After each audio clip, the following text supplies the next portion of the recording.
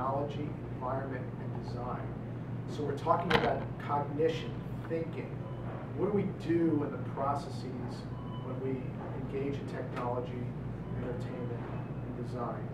Kireet will discuss his views on writing effective articles in this area and promoting interesting topics on social media. And he's been doing this a little bit before this, but now he's taking it to the next level with blogs, a lot of good information. So Kireet, come on up and let's learn some more about cognition. Thank you. Thank you for giving me the floor, Mr. Toastmaster and Evaluator, greetings fellow Toastmasters and distinguished guests.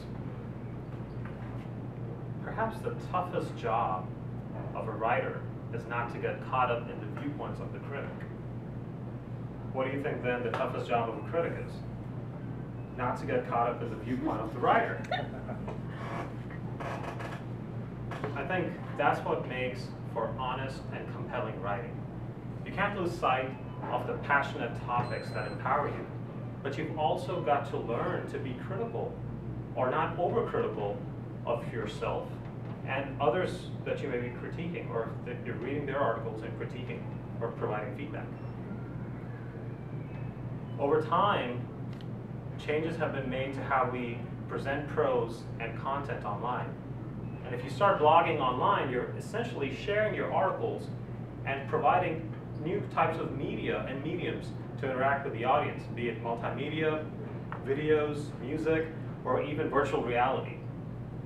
To my credit, I started publishing articles online mainly to provide some viewpoint, some visibility into my professional portfolio, but also because I'm passionate about a couple of areas, namely technology, entertainment, and design. By technology, I'm including both human and information technology. Of course, it will help you if you start blogging or writing articles on areas where you're knowledgeable.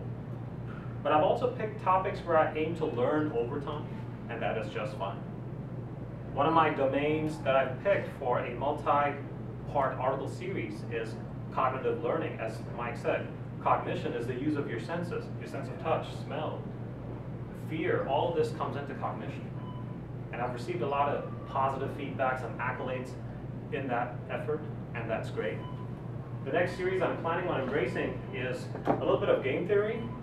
I have a book called Liars and Outliers by Bruce Schneier, very good book. I plan on citing this for my next piece of work.